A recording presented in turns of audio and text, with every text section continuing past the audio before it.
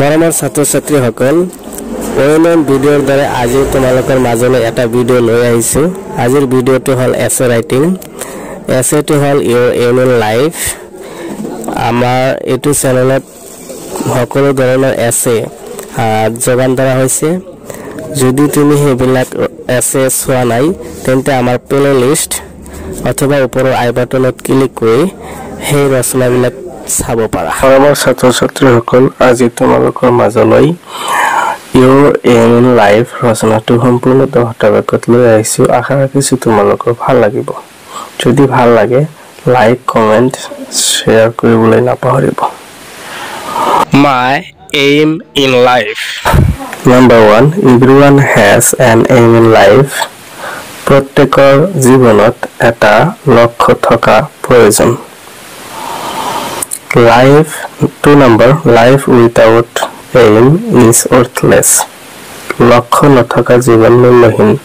3 number, I have aim to be a doctor in the future.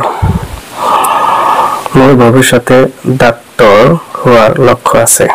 4 number, I want to help the poor people. মই দুখীয়া মানুহক সহায় কৰিব বিচাৰো। 5 number, I will study hard to become a doctor. মই doctor হ'বলৈ মনোপৰায়ণ হৈ অধ্যয়ন কৰিম। Number 6, village people lead a miserable life. গাঁৱৰ মানুহে দুৰ্দশাপূৰ্ণ জীৱন যাপন কৰে।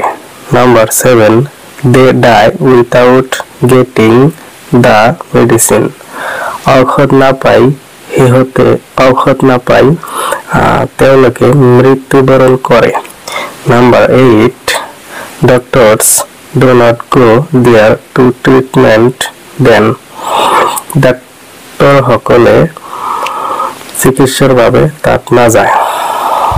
Number 9, I must give them the medicines free of cost. মই তেওঁলোকক বিনামূলীয়াকৈ ঔষধ যোগান ধৰিম।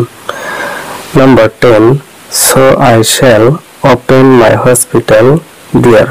সেয়ে মই গাঁৱতে চিকিৎসালয় স্থাপন কৰিম।